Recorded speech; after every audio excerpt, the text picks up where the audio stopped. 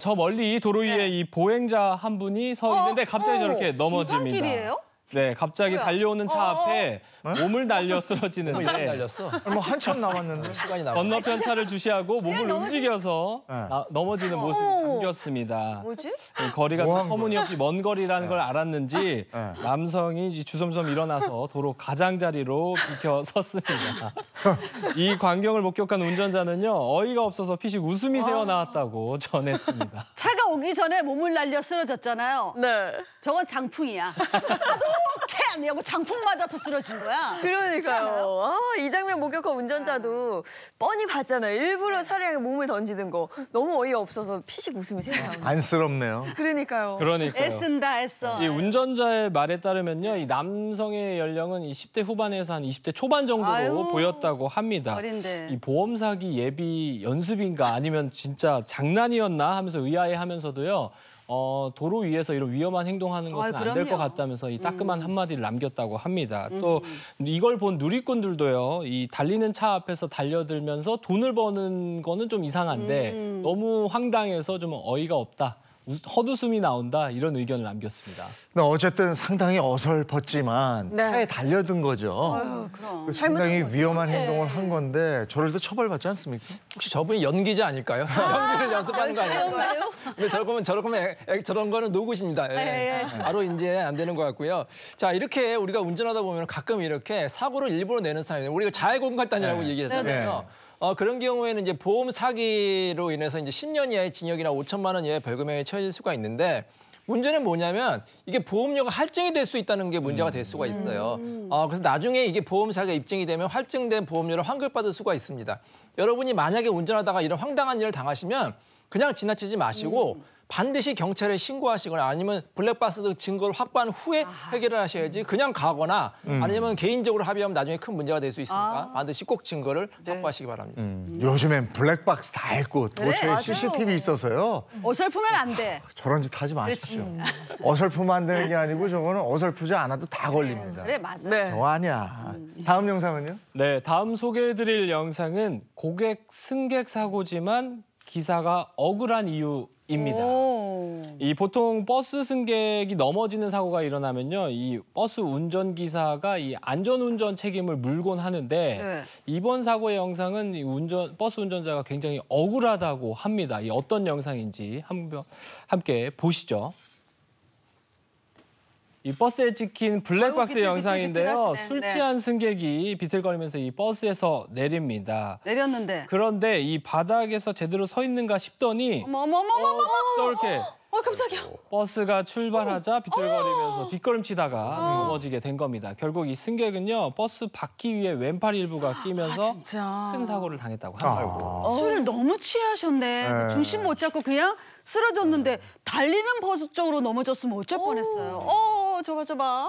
어떡해. 이거 근데 버스 기사님도 뭐랄까요? 내부에서 일어난 사고가 아니어서. 밖에서. 근데 이게 내부에서 일어난 사고가 아니니까 진짜. 그렇죠. 기사분도 상당히 황당했을 것 같은데. 네, 그렇습니다. 평소 이 운전기사분도요, 하차하는 승객이 내리는 걸 보고 출발하는 습관이 있다라고 하십니다. 그리고 사고가 난 당시에도요, 이 백미러로 그 승객이 인도에 걸어가는 모습을 보고 당연하죠. 출발을 했다고 하고요.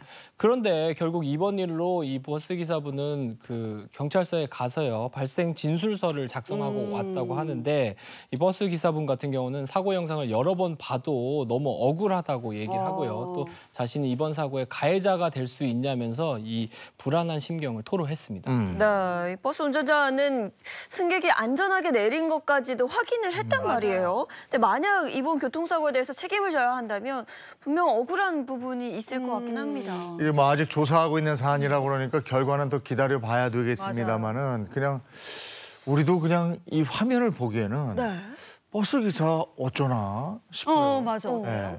너무 걱정 안 하셔도 될 것 같아요. 이 정도까지 사실 버스기사한테 이런 것까지 다 살펴봐라라고 주의 의무를 부과한다고 하면 너무 불합리한 상황이 올 것 같잖아요. 네. 시내버스 이렇게 안전사고가 발생하면 승객이 얼마나 부주했는지 또 버스기사가 안전의무 얼마나 지켰는지 이런 것들을 비교해서 누가 더 잘못했는지 판단을 하게 되는데요. 이번 사고 같은 경우에는 운전자가 이 백미러를 통해서 승객이 인도까지 올라가는 거 확인하고 출발을 했잖아요. 그렇기 때문에 버스 기사로서 할 수 있는 안전 의무를 다 한 것으로 그렇게 판단이 됩니다. 그래서 이게 뭐 경찰에 문제가 된다고 하더라도 혐의 없음으로 불송치 결정 날 가능성이 높아 보이는데요. 많지 않지 같은 경우에 이 버스에서 하차한 뒤에 자기가 자기 부주의로 다쳤잖아요. 그러니까 이걸 뭐 버스 기사나 버스 회사의 보험으로 해결할 생각은 하지 마시고 개인 보험으로 빨리 치료를 받으시는 게 좋을 것 같고요.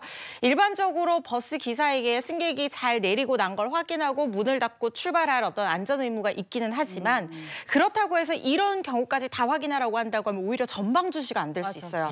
더 큰 사고로 이어질 수 있거든요. 그래서 이 승객도 자기가 취했거나 몸이 좀 불편하거나 하는 상황이 있다고 하면 내려서 걸어가실 때도 주의를 하셔서 이런 사고가 발생하지 않도록 각자가 스스로 각별한 주의를 기울이는 것이 필요해 보입니다.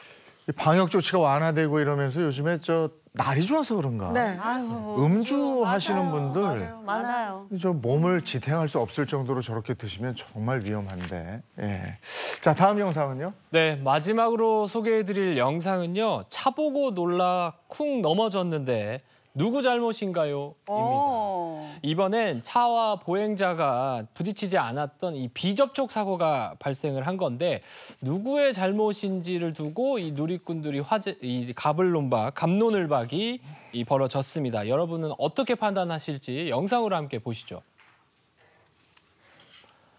이 골목길을 달리던 운전자인데요. 길을 건너던 고령의 여성을 발견하고 차를 멈춰 섰습니다.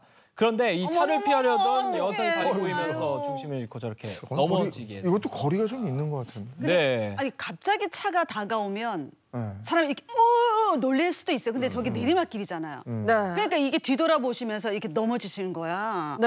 근데 좀 충격이 더 다치셨어요? 어때요? 그러니까 쿵 넘어. 보니까요. 이 운전자는 이 여성분 같은 경우는요. 네. 어깨 골절이 생기면서 아유. 다치긴 하셨다고 합니다. 그런데 이 운전자에게 이번에 이 수술을 위한 보험 접수를 요청을 했다고 합니다. 이건 비접촉 사고에 대한 이 책임 논란이 벌어지게 된 겁니다. 그러니까 사람이 다가와도 이렇게 놀래잖아요.